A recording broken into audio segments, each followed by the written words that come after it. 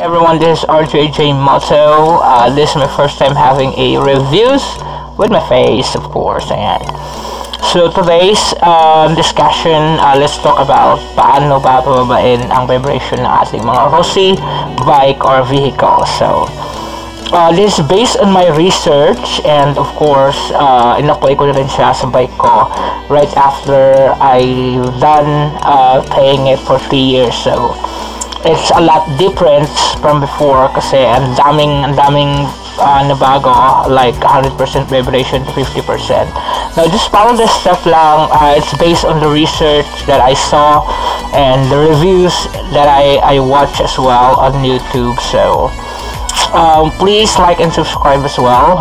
Supportahan nyo yung channel ko. Thank you so much, guys. So please watch this.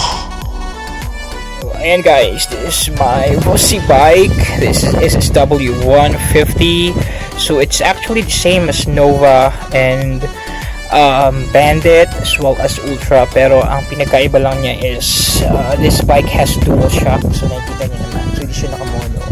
But then again, based on review and research that I saw and watched, most of them has a lot of vibrations talaga. So what I basically did is, first I changed the handle grip. So to lessen the vibration, kailangan 100% rubber siya. So ayan, so this is based on my research again, guys. So kailangan both side is rubber. Ayan. And then aside from that, yung handlebars, yun yung pangalawa. So it needs to have more weight. So kailangan mas mabigat siya, both sides. And so kailangan mas mabigat siya. So ang ginawa ko dyan is I'll put some tingga. Hindi ko alam anong Tagalog ng tingga eh. But yeah, tinuno na tingga kasi they have space inside.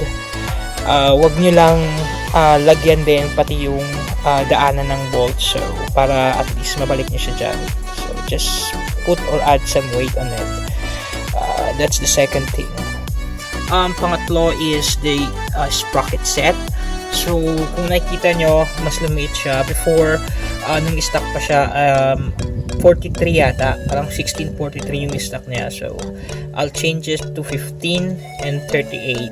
And guess what? So medyo talaga nag-lessen yung vibration niya, lalong-lalo na sa first gear. Kasi before, pag nag-first gear ako, parang umuundak siya, tapos medyo parang may sumasagi no sa kadena ko.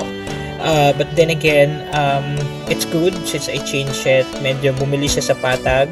Tapos sa paahaw naman, of course, like lower 1 gear or 2 gear, sa medyo sobrang paahaw na. But definitely it's not that bad to use 38 number of sprocket or teeth of the sprocket.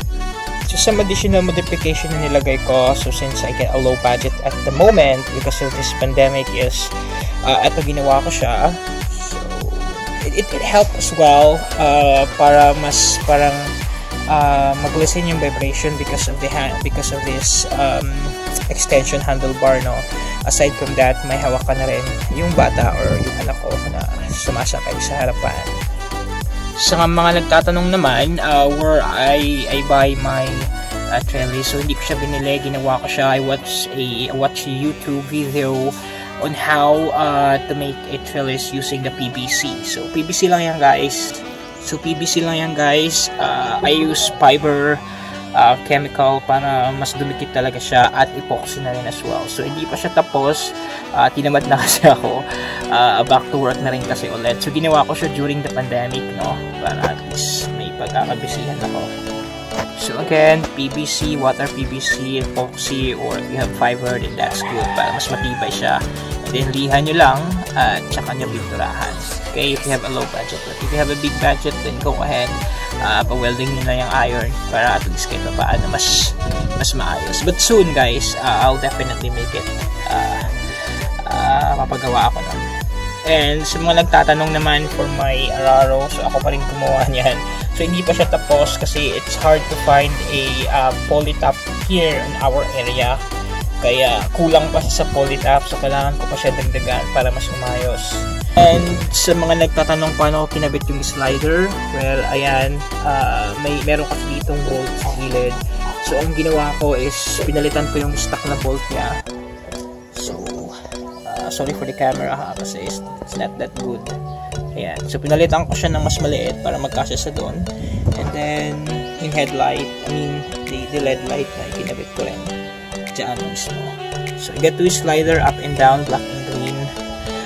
Yun lang guys, yun lang yung reviews ko about this bike or vehicle. So, thank you so much for watching. Again, please like and subscribe to support my channel. Thank you.